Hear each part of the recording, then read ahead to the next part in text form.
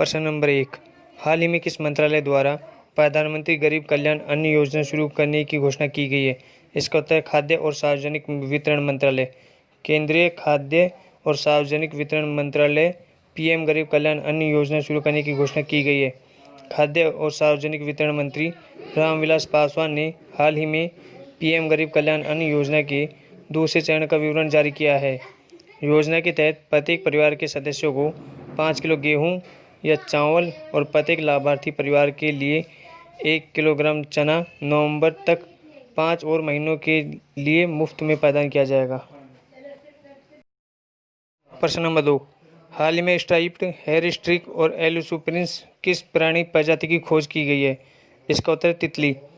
Lepidopterist जो पतंगे और तितलियों का अध्ययन करने में माहिर है, उन्होंने अरुणाचल प्रदेश में स्ट्राइप्ड हेयर स्ट्रिक और एलुसुप्रिंस नामक तितलियों की 2 नई प्रजातियों की खोज की है।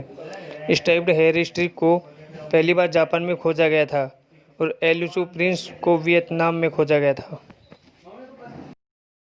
प्रश्न नंबर 3, हाल ही में किस देश ने संवैधानिक संशोधनों के लिए मतदान किया, जिसके द्वारा उसके राष्ट्रपति 2036 तक सत्ता में बने रह सकेंगे? इसका उत्तर है रूस। रूस ने संवैधानिक संशोधनों पर एक राष्ट्रव्यापी जनमत संग्रह के लिए चुनाव आयोजित किए हैं, जिसमें रूसी राष्ट्रपति व्लादिमीर पुतिन की कार्यकाल सीमा में रीसेट शामिल है। 2024 में राष्ट्रपति पद समाप्त होने के बाद संसाधनों ने उन्हें 2 और 6 साल के कार्यकाल की अनुमति दी। प्रारंभिक परिणामों के अनुसार 76% से अधिक रूसियों ने संशोधनों का समर्थन किया। पुतिन 2012 से राष्ट्रपति रहे हैं और संशोधन के अनुसार 2036 तक बने रहेंगे।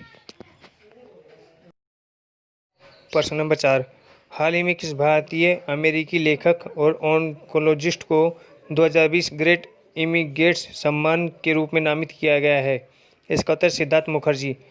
पुलित्जर पुरस्कार विजेता भारतीय अमेरिकी लेखक और oncologist Siddharth Mukherjee Carnegie corporation of New York द्वारा 2020 ग्रेट इमिग्रेट्स सम्मान के लिए नामित किया गया है।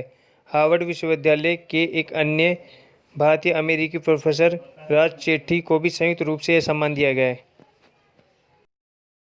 प्रश्न नंबर 5, हाल ही में गैर बैंकिंग वित्त कंपनियों और हाउसिंग फाइनेंस कंपनियों के समर्थन के लिए शुरू की गई नई विशेष तरलता योजना का कोष कितना है? इसका उत्तर 30,000 करोड़ रुपए।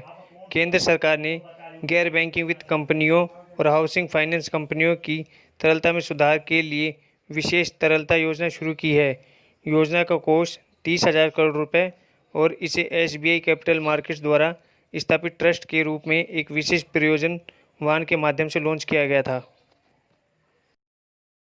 प्रश्न नंबर 6, हाल ही में केंद्रीय युवा मामले और खेल मंत्रालय ने जूनियर एथलीटों के लिए कौन सी स्कीम शुरू करने की घोषणा की है? इसका उत्तर है टारगेट ओलंपिक पोडियम स्कीम।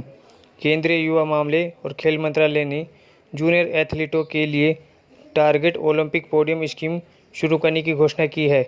इस योजना को शुरू करने का उद्देश्य यह सुनिश्चित करना है कि भारत 2028 के ओलंपिक में शीर्ष 10 पदक विजेता देशों की सूची में शामिल हो। यह योजना जुलाई 2014 के महीने में तैयार की गई थी। इस योजना का उद्देश्य देश भर से पदक की संभावना वाले व्यक्तियों की पहचान करना था और उन्हें आगामी ओलंपिक और पैरालंपिक्स के लिए तैयार करना है। टॉप्स के तहत चुने गए एथलीटों की सहायता के लिए मिशन ओलंपिक सेल नामक एक समर्पित निकाय का गठन किया गया है। प्रश्न नंबर 7, धम्म चक्र दिवस कब मनाया जाता है? इसका उत्तर है प्रतिवर्ष जुलाई महीने की पहली पूर्णिमा के दिन। धम्म चक्र दिवस प्रतिवर्ष जुलाई महीने की पहली पूर्णिमा के दिन मनाया जाता है। यह दिवस गौतम बुद्ध द्वारा अपने 5 तपस्वी शिष्यों को पहला उपदेश देने की स्मृति में मनाया जाता है। प्रश्न number 8, NLC India limited company का मुख्यालय कहाँ पर स्थित है? इसका उत्तर तमिलनाडु।